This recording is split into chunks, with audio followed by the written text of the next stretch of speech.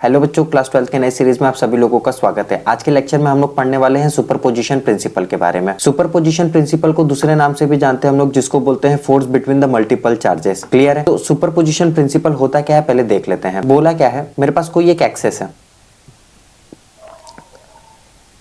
ठीक है। ये हम लोग के पास एक एक्स एक्सेस, ये हम लोग के पास वाई एक्सेस और ये हम लोग के पास जेड एक्सेस। ये हम लोग के पास कोई ओरिजिन ओ, ठीक है। इसने बोला क्या है, एक्स और वाई के कोऑर्डिनेट्स पर कोई चार्ज रखा हुआ है। मान लेते हैं कोई चार्ज हमारे पास यहां पर है, Q1 चार्ज है, एक चार्ज यहां पर है, Q2 चार्ज है, एक चार्ज यहां पर है, Q3 चार्ज है और एक चार्ज यहां पर है, Q4 चार्जेस है। ऐसे कई सारे चार्जेस जो हम लोग के इस कोऑर्डिनेट्स पर रखा हुआ है। अगर इसको ओरिजिन से बच्चों मिलाया जाए तो कुछ इस प्रकार से मिलेगा। ये एक पॉइंट पर, ये दूसरे पॉइंट पर, ये तीसरे पॉइंट पर और ये कुछ चौथे पॉइंट पर। ये पॉइंट पर यहां पर हम लोग को मिलना स्टार्ट करेगा। अगर हम लोग इसमें बच्चों फोर्स लगाना स्टार्ट कर दे, ठीक है, तो हम लोग को क्या मिलेगा, चलो देख लेते। देखो अब जितने फोर्स है, मतलब Q2 से लगने वाला फोर्स, Q4 से लगने वाला फोर्स, Q3 से लगने वाला फोर्स, किसी एक पॉइंट पर जाके, एक चार्ज पर जाके मिलेगा और जो चार्ज पर जाके मिलेगा वो चार्ज हम लोग का Q1 कहलाएगा। जैसे अगर यहां से यहां की तरफ अगर फोर्स आ रहा है तो ये, यहां से यहां की तरफ आ रहा है तो ये, यहां से यहां की तरफ आ रहा है तो ये, ठीक है। तो पूरा का पूरा फोर्स कहां पर आके मिल रहा है, एक चार्ज पर आके मिल रहा है और वो जो चार्ज है वो हम लोग के पास Q1 है। क्लियर है? तो चलो देख लेते हैं हम लोग। इसमें बोला क्या है, फोर्स ऑन चार्ज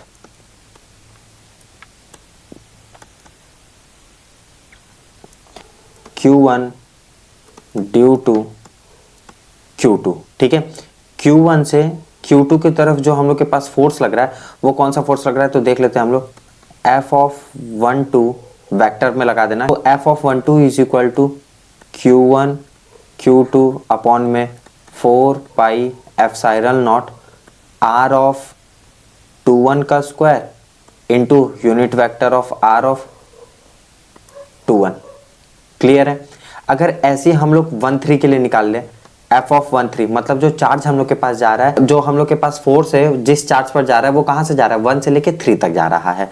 तो जब 1 से 3 तक जा रहा है तो हम लोग के पास क्या मिलेगा, Q1 Q3 अपॉन में 4 पाई एप्सिलॉन नॉट R(3)(1) का square into unit vector of R(3)(1). ये क्लियर है? अगर ऐसे ही F(1)(4) के लिए जा रहा है तो Q1 Q4 अपॉन में 4 पाई एप्सिलॉन नॉट R(4)(1) का square into unit vector of R(4)(1). Clear है? चलो मान लेते हैं ये जो हम लोग के पास फोर्स जो लग रहा है हर एक चार्ज पर, वो n नंबर ऑफ चार्ज पर हम लोग के पास लग रहा है, ठीक है। मतलब n नंबर ऑफ फोर्स हम लोग के पास n नंबर ऑफ चार्ज पर लग रहा है। तो ये कुछ मान लेते हैं F(1n), ठीक है। बच्चों आप लोग वेक्टर लगाते हुए चलना। F(1n) के लिए जा रहा है तो हम लोग के पास हो जाएगा F(1). अभी हम लोग के पास जो होगा वो Q(1) Q(n) अपॉन में 4 पाई एप्सिलॉन नॉट R(1n) का square into unit vector of R(1n). Clear है? ये चीज आप लोगों को समझ में आ गया। अगर ये n नंबर ऑफ टर्म्स के लिए काम कर रहा है तो कैसे काम करेगा, ठीक है। अगर अब हम लोग क्या कर रहे हैं, सुपरपोजिशन कर रहे हैं। तो जब सुपरपोजिशन कर रहे हैं मतलब पूरे के पूरे टोटल चार्ज जो है उसके बिटवीन का हम लोग को फोर्स निकालना है। The force between the multiple charges is also known as the superposition principle. तो अगर हम लोग को निकालना रहेगा तो हम लोग क्या निकालेंगे, F(1) is equal to F(1)(2) plus F(1)(3) plus F(1)(4) से लेके plus F(1). n number of terms के लिए हम लोग के पास चार्जेस निकल रहे थे तो हम लोग इसके लिए निकाल लेंगे। किसी को कोई दिक्कत? चलो पूरे के पूरे F(1)(2) को भी ले लेते, F(1)(3) को भी ले लेते, F(1)(4) को भी ले लेते और F(1)(n) को भी ले सकते हैं। तो आप लोग ध्यान से देखना, यहां पर हम लोग के पास कुछ कॉमन मिल रहा है। Q1 Q1 Q1 Q1 देखो हर में कॉमन है। 4 pi epsilon not 4 pi epsilon not 4 pi epsilon not और 4 पाई एप्सिलॉन नॉट, ये कॉमन है यहाँ पर। तो क्या इस कॉमन को हम लोग बाहर निकाल सकते हैं? तो अगर हम लोग कॉमन को बाहर निकाल लें तो हम लोग को क्या मिलेगा, F(1) is equal to Q1 upon में 4 पाई एप्सिलॉन नॉट। ये हम लोग के पास क्या हो गया, कॉमन हो गया जो कि बाहर निकला। अब बचा क्या था, Q2 अपॉन में r ऑफ 21 का square into unit vector of r of 21 plus Q3 upon में r ऑफ 31 का square into unit vector r of 31 plus Q4 upon में r ऑफ 41 का square into r of 41 unit vector में, plus से लेके कहां तक जा रहा था पूरा का पूरा, Q ऑफ 1n अपॉन में r ऑफ 1n का square into unit vector of r of 1n। ये हम लोग के पास इतना जा रहा था। कॉमन, ये कॉमन निकालने के बाद बच्चों हम लोग को ये पूरा का पूरा मिला। चलो अब इतना लंबा कौन लिखने जाएगा, इसके लिए हम लोग एक वर्ड यूज करते हैं जिसको हम लोग समेशन बोलते हैं।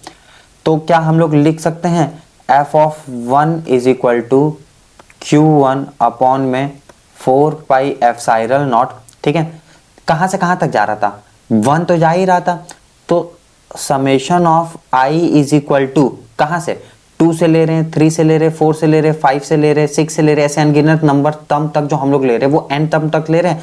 तो हम लोग क्या लिख सकते हैं, i इज इक्वल टू 2 से लेके कहां तक, n तक। 2 से स्टार्ट किए और n नंबर ऑफ टर्म तक हम लोग पहुंचे। तो इसकी जगह पर अब हम लोग लिख सकते हैं q ऑफ i अपॉन में r ऑफ i1 का square into unit vector of r of i1। Clear हो गया। ये बच्चों जो हम लोग के पास कहलाता है, ये कहलाता है हम लोग के पास superposition principle. This is known as superposition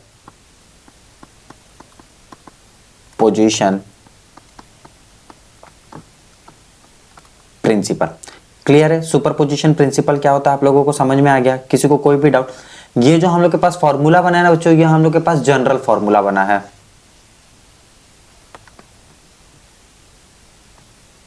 general form of force, journal form of